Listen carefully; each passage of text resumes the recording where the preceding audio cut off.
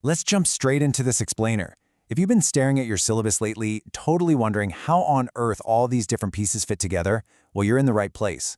Today, we're unpacking your class lecture notes to build a complete architectural blueprint of the IB Diploma Program.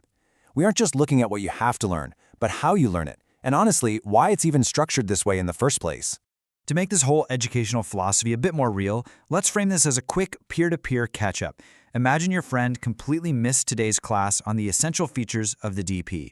They text you, totally lost, asking for the lowdown.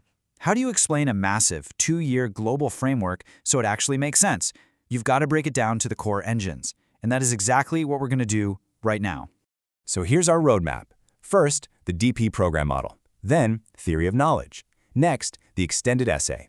After that, CAS. And finally, inclusive constructivist learning. Let's get to it. Starting off with Section 1, the DP program model. The entire program is built as a broad, balanced experience where you learn everything concurrently. Now, concurrency of learning is a massive concept here.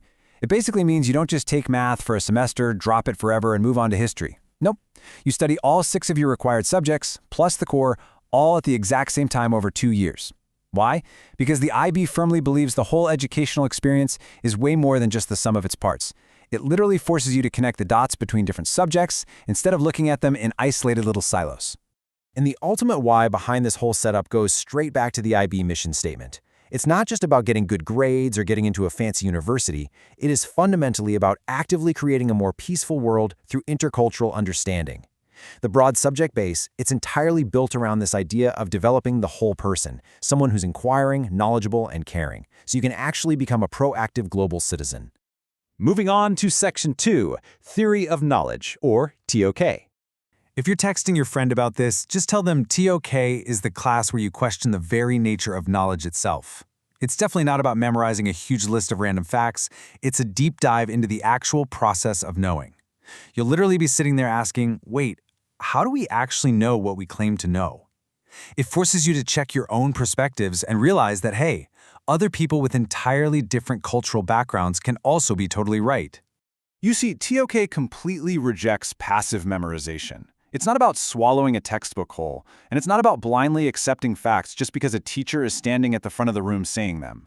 It's about constructivist learning. Since back in 1968, the IB has fought against just passively receiving disconnected ideas. Constructivist learning means you actually build your own understanding. You actively take real-world examples, connect them to abstract concepts, and make those ideas your own. You become an active participant in making meaning out of the world. All right, Section 3, the extended essay, or EE. This is your big chance to actually be the expert. The EE is a structured, totally independent investigation into a topic that genuinely fascinates you, chosen from one of your DP subjects. It's a truly authentic learning experience. You're in the driver's seat formulating your own arguments and doing the research, all with a supervisor there to guide you along the way. Okay, but you will definitely want to warn your absent friend about this next number, 4,000. The EE is a rigorous 4,000-word piece of independent research. Yeah, it's a major piece of formally presented writing. But seriously, don't let that number freak you out, and tell them not to panic either. It's designed to be a stepping stone. Going through this process actually builds a ton of confidence. It's direct preparation for the exact kind of work you'll be doing in higher education. You aren't just learning facts, you're mastering critical skills like managing massive amounts of information, drafting, and proofreading at an academic level. I promise, by the time you're done, university-level research won't feel nearly as intimidating. Next up, Section 4, Creativity, Activity, Service, better known as CAS. CAS is what gets you out of the traditional classroom. It proves that educating the whole person actually requires taking action and helping others. It perfectly complements the heavy academic side of the DP by focusing on your personal identity and your ethical principles. It's all about self-determination, collaborating with others, and just experiencing the sheer joy of doing something awesome that doesn't end in a graded exam. These 3 interconnected strands make sure you balance your intellectual growth with physical well-being and compassionate global citizenship. Creativity could mean putting on an original performance.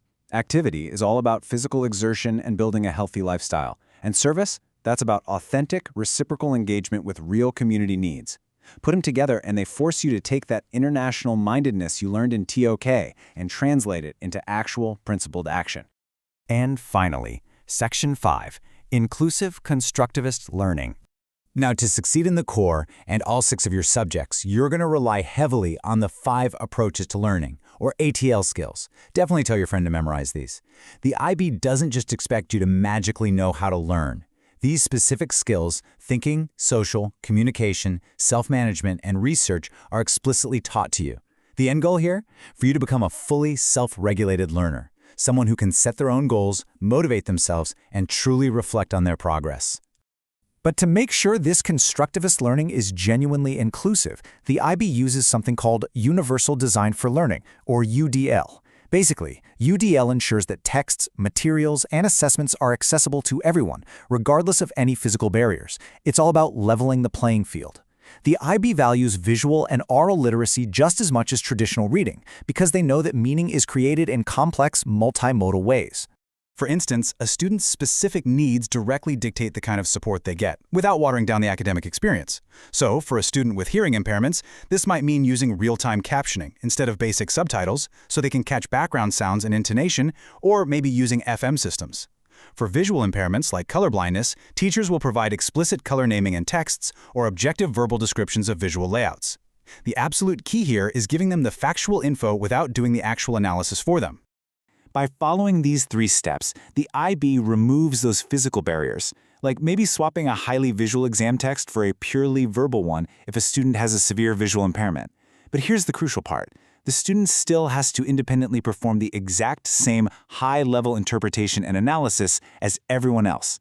The expectations for critical thinking? Those do not drop one bit.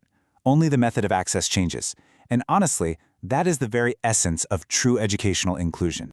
So if you had to hand your friend the ultimate cheat sheet for what they missed today, it would be these key takeaways. The DP is definitely not just a random assortment of hard classes. It's an architectural blueprint that connects rigid syllabus content right to the pursuit of global empathy through the core. You're an active participant in this, supported by those ATL skills and UDL strategies, all driving toward making you an active, compassionate, lifelong learner. I'll leave you with this final thought to chew on as you navigate your own diploma program journey. The structure is there, the tools are right in your hands, and the support systems are fully in place. The only question left is, what are you going to choose to build with them? Thanks so much for joining me on this explainer, and I'll catch you next time.